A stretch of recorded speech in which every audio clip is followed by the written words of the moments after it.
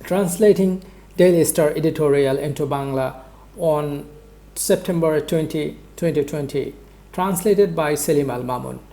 I apologize for my unintentional and unexpected mistakes. If you find any mistakes, please write it in the comment box. Next time I will be very careful in translating. Thank you. Now I'm going to begin. India's special permission to export 25,000 tons of onions to Bangladesh. বাংলাদেশে 25,000 ton পেঁয়াজ রপ্তানিতে ভারতের বিশেষ অনুমোদন। But we could do with more. কিন্তু আমরা আরো কিছু করতে পারতাম। Coming on the heels of the ban on onions exports from India, the report that the Indian government is likely to grant special permission to export 25,000 tons of onions to Bangladesh comes as some respite. Bharat থেকে পেঁয়াজ রপ্তানি নিষেধাজ্ঞার ঠিক পরপরই খবর পাওয়া গেল যে ভারতীয় সরকার বাংলাদেশে আরও 25,000 টন পেঁয়াজ রপ্তানির বিশেষ অনুমতি দিতে পারে, যা কিছুটা স্বস্তির। এখানে রেসপাইট অর্থ হচ্ছে স্বস্তি পাওয়া, আর লাইকলি টু যেটা আমরা বলেছি সেটার অর্থ হচ্ছে সম্ভাবনা রয়েছে, বা যেটা স্পেশাল পারমিশন গ্রান্ট করতে পারে সেরকমটা কিছু, সেরকম বিশেষ পারমিশন পাওয়ার একটা সম্ভাবনা রয়েছে। Well, Bangladesh was caught completely off guard by this abrupt ban. এই হঠাৎ নিষেধাজ্ঞায় বাংলাদেশ পুরোপুরি অপ্রস্তুত হয়ে পড়েছিল। The embargo was bound to have an adverse effect on prices, since there is no dearth of unscrupulous traders who jump at every opportunity to reap a whirlwind profit. এই নিষেধাজ্ঞা দামের উপর নিশ্চিতভাবেই প্রভাব ফেলতে শুরু করেছে। যেহেতু অবিবেচক ব্যবসায়ীদের দেশে অভাব নেই, সেহেতু তারা দ্রুত মুনাফা লাভের প্রত্যেকটি সুযোগকে কাজে লাগায়। And that indeed was the case with the price of onion going up manifold in a matter of 24 hours. আর এটাই কারণ 24 ঘন্টার ব্যবধানে পেঁয়াজের দাম কয়েক গুণ বেড়ে যাওয়ার। While we hope that a special permission would be effective without further loss of time, we also feel that the Indian government would allow movement of the more than 800 trucks stranded on various border points for the last few days. আমরা আশা করছি সময় ক্ষেপণ না করে এই অনুমোদন কার্যকর হবে, এবং আমরা এও আশা করছি যে ভারতীয় সরকার বিভিন্ন বর্ডার পয়েন্টে গত কয়েকদিন থেকে আটকে থাকা 800 পণ্যবাহী ট্রাককে চলাচলের অনুমতি প্রদান করবেন। এখানে স্ট্যান্ড অন যেটা হচ্ছে আটকে আছে, স্ট্যান্ড অন, আর এখানে যেটা রয়েছে যে ফার্দার লস অফ টাইম, মানে আর সময় নষ্ট না করে আমরা আরও অনুভব করছি বা আশা করছি, অলসো ফিল দ্যাট।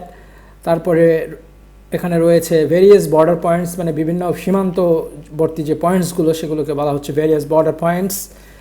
তারপর আমরা এখানে দেখছি যে এখানে আরও দেখছি যে 800 ট্রাকস রয়েছে বিভিন্ন পয়েন্টে দাঁড়ানো।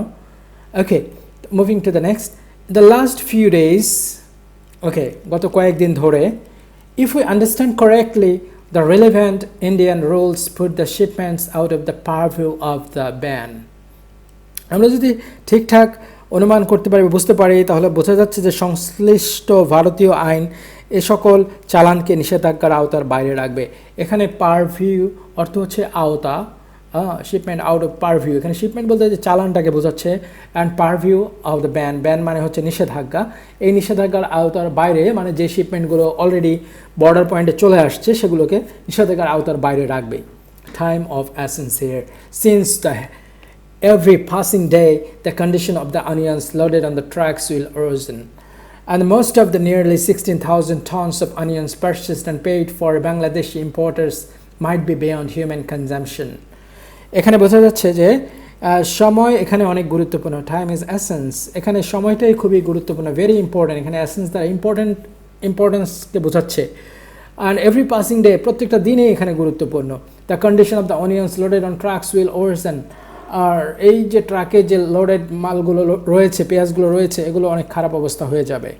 ওকে, ওয়ার্স থেকে ওয়ার্সেন আসছে, এবং 16,000 টনস যেগুলো অলরেডি কেনা হয়েছে বাংলাদেশের ইম্পোর্টারদের দ্বারা, সেগুলো যদি ঠিকঠাক পৌঁছতে না পারে সঠিক সময়ে, তাহলে এগুলো সবগুলো পচে যাবে। আই মিন এগুলো বিয়ন্ড হিউম্যান কনজামশন, মানুষের যে ভোগ সেটার বাইরে থেকে যাবে। ওয়েল, ওকে, এরপর আমরা যাচ্ছি, we accept that a country may have its own reasons for taking decisions related to external trade. আমরা এটা মানি যে বৈদেশিক ব্যবসার ব্যাপারে সিদ্ধান্ত নেওয়ার ক্ষেত্রে প্রত্যেক দেশের নিজস্ব কিছু কারণ রয়েছে। হ্যাঁ, প্রত্যেক দেশের নিজস্ব কিছু ওন রিজন রয়েছে for taking decision related external trade. এখানে যেটা বৈদেশিক বাণিজ্য বলছি আমরা, ইন্টারনাল ট্রেড হচ্ছে অভ্যন্তরীণ বাণিজ্য, আর এক্সটার্নাল ট্রেড হচ্ছে বৈদেশিক বাণিজ্য। But if that comes without adequate notice, it upsets the plans of the country importing a particular commodity from it, especially if it happens to be an essential and fast-moving item.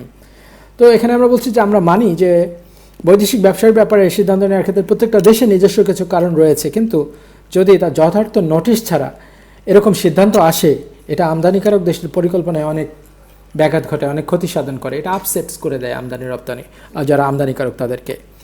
বিশেষ করে এটা যদি নিত্য প্রয়োজনীয় মানে দ্রুত পচনশীল পণ্যের ক্ষেত্রে হয়, সেক্ষেত্রে আরও এটা বেশি ক্ষতি করে। It is specially happens to be essential or fast moving item, যেটা খুবই প্রয়োজনীয়। ফাস্ট মুভিং বলতে এখানে দ্রুত পচনশীলের ব্যাপারটা বোঝানো হচ্ছে। তো এডিকুয়েট নোটিস যেটাকে বলা হচ্ছে যে পর্যাপ্ত নোটিস বা যথার্থ নোটিস, সেটাকে বলছি আমরা এডিকুয়েট নোটিস। ওয়েল, আর যেটা আছে এখানে সেটা হচ্ছে কমোডিটি, পার্টিকুলার কমোডিটি মানে বিশেষ পণ্যদ্রব্য, পার্টিকুলার কমোডিটি মানে বিশেষ পণ্যদ্রব্য। Well, we believe that Bangladesh diplomatic message to India adequately reflects Bangladesh position. তো আমরা এটা বিশ্বাস করি যে বাংলাদেশের কূটনৈতিক যোগাযোগ পর্যাপ্ত পরিমাণে বাংলাদেশের অবস্থানকে প্রতিফলিত করবে।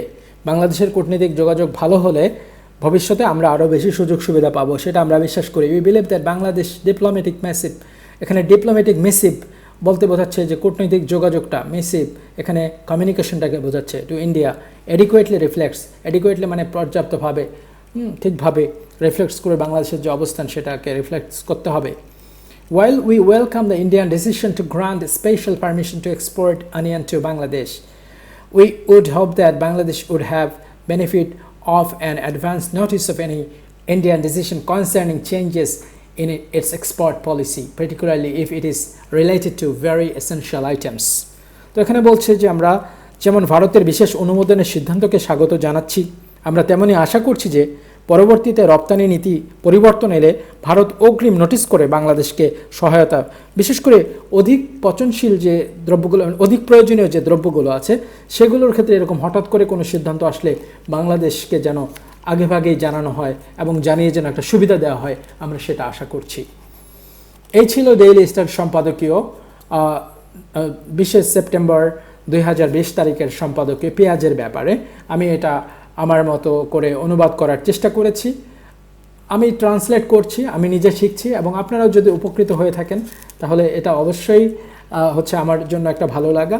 আমি জাস্ট নিজের প্রয়োজনে এভাবে শিখছি এবং ইন ফিউচার এভাবে আরও কিছু ভিডিও নিয়ে আসবো, because we can learn together.